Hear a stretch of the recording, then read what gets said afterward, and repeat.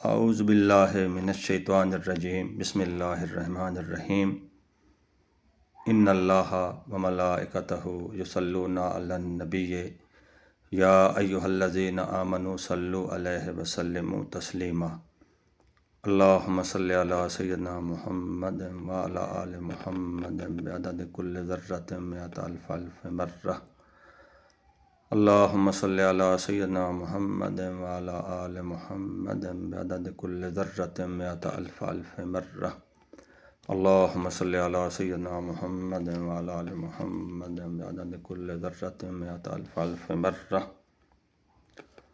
الصلاۃ والسلام علیکہ یا سیدی یا رسول اللہ وعلی آلک یا سیدی یا حبیب اللہ الصلاۃ والسلام علیکہ یا سیدی یا نور اللہ وعلی آلک یا سیدی یا محبوب اللہ الصلاۃ والسلام علیکہ یا سیدی یا رحمۃ للعالمین وعلی آلک یا سیدی یا شفیع المذنبین الصلاۃ والسلام علیکہ یا سیدی یا شمس العارفین وعلی آلک یا سیدی یا انیس الغریبین الصلاۃ والسلام علیکہ یا سیدی یا خاتم النبیین وعلی آلک یا سیدی یا خاتم المرسلین الصلاۃ والسلام علیکہ یا سیدی یا وسیلتنا فی الدارین وعلی آلک یا سیدی یا صاحب قاب قوسین الصلاۃ والسلام علیکہ یا سیدی یا محبوب رب المشرقین ورب المغربین وعلی آلک یا سیدی یا جد الحسن والحسین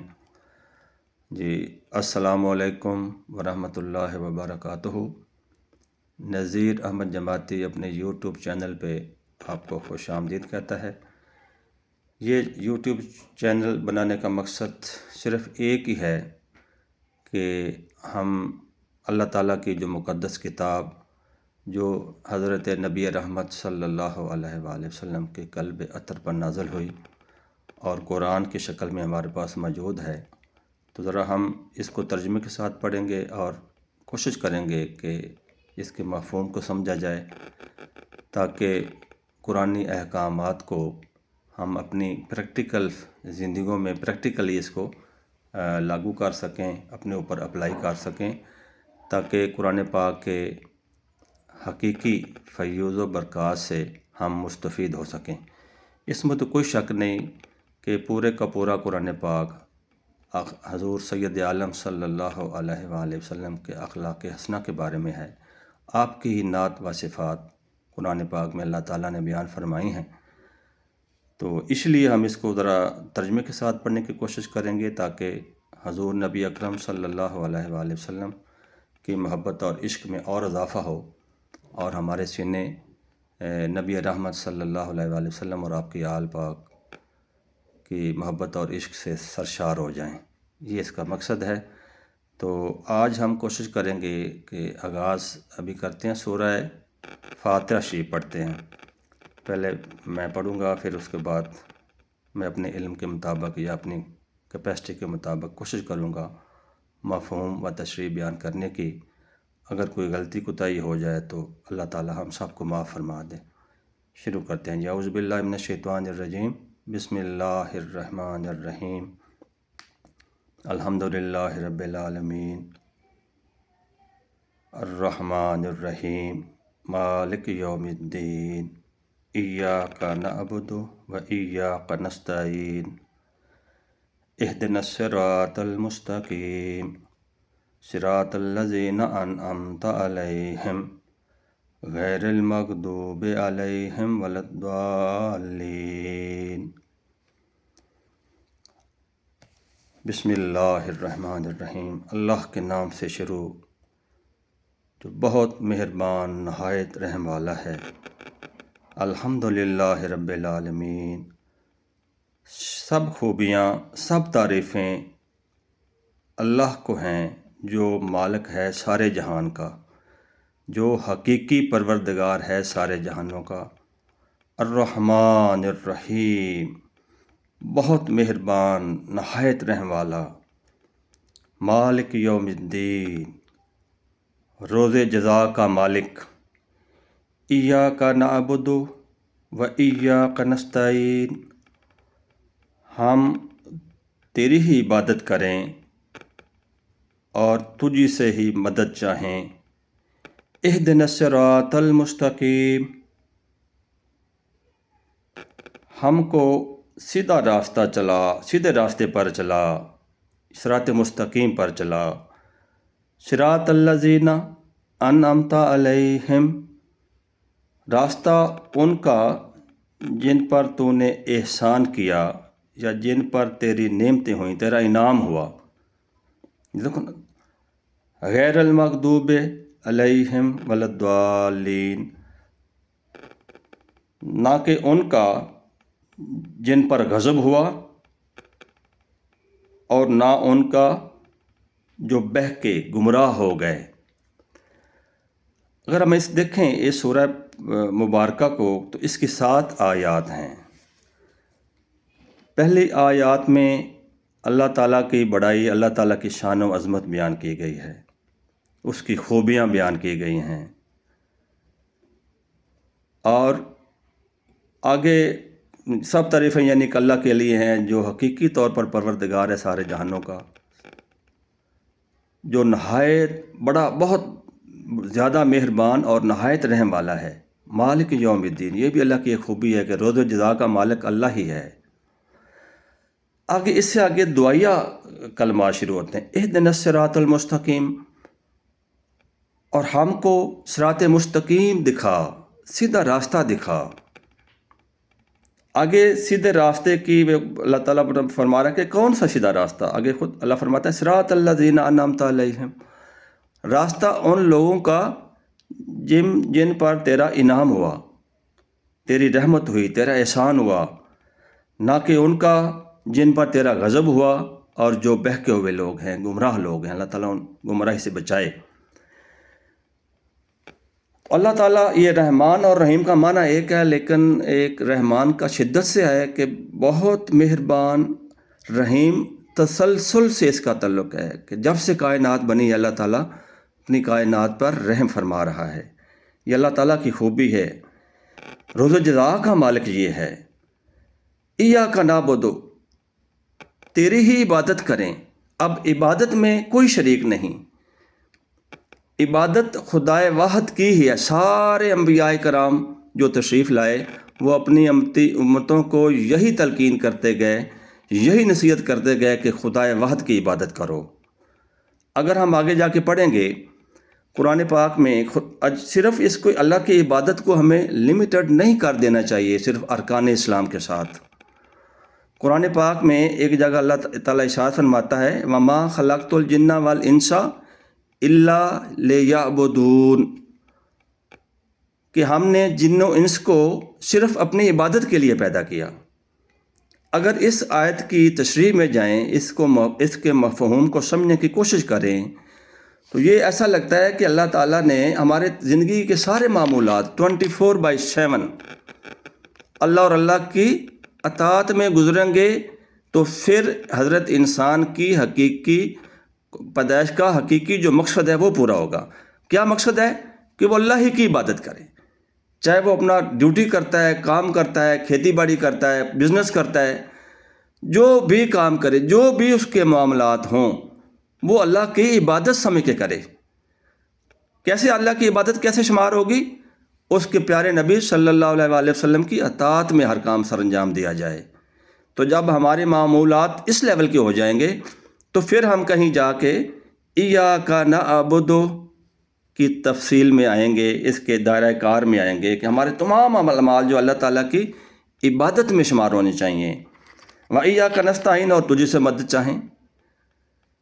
حقیقی مددگار اللہ تعالیٰ کی ذات ہے، اس میں کوئی شک نہیں،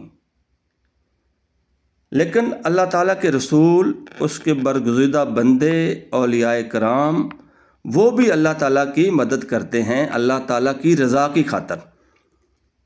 اور وہ جب اللہ تعالیٰ کی مخلوق کی مدد کرتے ہیں تو وہ ان کے پاس جو ریسورس، معصیت ہوتی ہے، طاقت ہوتی ہے یا ذرائع ہوتے ہیں، وہ تو اللہ تعالیٰ کے ہی دیے ہوئے ہوتے ہیں، تو وہ بھی حقیقت میں مدد اللہ تعالیٰ کی ہوگی۔ اگر ہم قرآن پاک میں آگے پڑھیں گے کہ اللہ تعالیٰ حکم دیتا ہے ایک دوسرے کی مدد کرنے کا، جو ایک دوسرے کی مدد کرتے ہیں اللہ تعالیٰ نے ان کو سچے مومن کہا ہے۔ اب ویسے بھی ہم سوشل لائف میں اگر نظر دوڑائیں تو جب تک ہم ایک دوسرے کی مدد نہیں کریں گے، ایک دوسرے سے تعاون نہیں کریں گے، تو یہ معاشرہ چل نہیں سکتا۔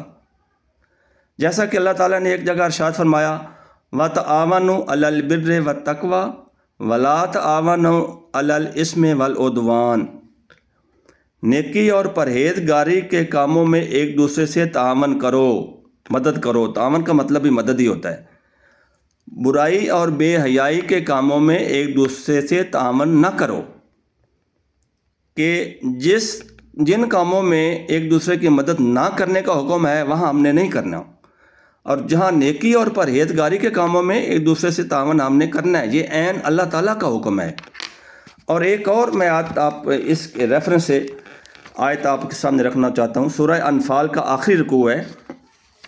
اللہ تعالیٰ ارشاد فرماتا ہے والذین آمنوا وہاجروا وجاہدوا فی سبیل اللہ والذین آووا ونصروا اولئک ھم المؤمنون حقا لہم مغفرۃ ورزق کریم، کہ وہ لوگ جو ایمان لائے، جنہوں نے ہجرت کی اور جنہوں نے اللہ کی راہ میں جہاد کیا، لڑے اللہ کی راہ میں، اور جنہوں نے ان کو جگہ دی اور ان کی مدد کی، اولئک ھم المؤمنون حقا، یہی ہیں یا وہی ہیں سچے مومن، ان کے لیے مغفرت اور عزت والی روزی ہے۔ اب یہ دیکھیں، یہ قرآن پاک ہمیں کہہ رہا ہے کہ جنہوں نے یہ جب مسلمان ہجرت کر کے مدینہ شریف گئے تو جو مدینہ شریف کے رہنے والے لوگ تھے، صحابی رسول، انہوں نے جب آپ ان کی مدد کی، ان کو گھر دیے، کاروبار میں حصہ دیا، تو وہ اللہ تعالیٰ اس کا ذکر کر رہا ہے کہ جنہوں نے پہلے حصے میں مہاجرین کا ذکر ہے کہ جو ایمان لائے، جنہوں نے ہجرت کی، اللہ کی راہ میں لڑے، اور اگلے حصے میں ہے کہ جنہوں نے ان کو جگہ دی اور ان کی مدد کی، وہی سچے مومن ہیں۔ دونوں گروہ مہاجر بھی اور دوسرے جو تھے وہ جو وہاں پہلے رہتے تھے مدینہ شریف میں، وہ بھی، دونوں گروہ کو اللہ تعالیٰ نے سچے مومن کہا۔ ایک دوسرے کی مدد کرنے والوں کو اللہ تعالیٰ نے سچے مومن کہا۔ تو اللہ تعالیٰ کی رضا کی خاطر ایک دوسرے سے مدد کرنا عین حق ہے، اللہ تعالیٰ کے حکم کی تعمیل ہے۔ آگے اللہ فرماتا ہے کہ اہدنا الصراط المستقیم، ہمیں راستہ دکھا، صراط مستقیم دکھا، سیدھا راستہ دکھا۔ سیدھا راستہ کون سا ہے؟ آگے فرماتا ہے صراط الذین انعمت علیہم، آگے خود اللہ فرما رہا ہے کہ راستہ ان لوگوں کا جن پر اللہ کا انعام ہوا۔ چار گروہ، اس گروہ میں چار قسم کے لوگ، آگے ہم پڑھیں گے، قرآن پاک میں آئے گا کہ جس کا مفہوم آیت پاک کا میں آپ کو بتا دیتا ہوں۔ جنہوں نے اطاعت کی اللہ کی اور اللہ کے رسول کی، ان کو ساتھ نصیب ہوگا انعام یافتہ لوگوں کا، من النبیین والصدیقین والشہداء والصالحین وحسن اولئک رفیقا، ان کو یہ چار انبیاء کا ساتھ نصیب ہوگا، ان کو صدیقین کا ساتھ نصیب ہوگا، ان کو شہداء کا ساتھ نصیب ہوگا، اور ان کو صالحین لوگوں کا، نیک لوگوں کا، اللہ تعالیٰ کے برگزیدہ بندوں کا ساتھ نصیب ہوا۔ اللہ فرماتا ہے یہ کیا ہی اچھا ساتھی ہے، یہ کیسے کیا ہی اچھے ساتھی ہیں، یہ انعام یافتہ جماعت ہے۔ انعام یافتہ جماعت کا ساتھ اللہ تعالیٰ ہم سب کو نصیب فرمائے۔ کب نصیب ہوگا؟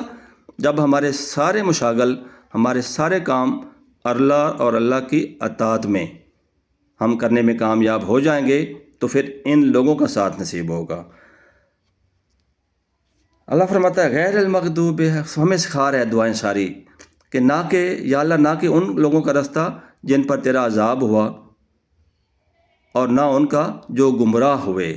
پورے قرآن پاک میں اللہ تعالیٰ گاہے بگاہے اپنے برگزیدہ بندوں کا بھی ذکر کرتا ہے، جن پر اللہ نے انعام کیا ان کا ذکر آئے گا، ہم پڑھیں گے۔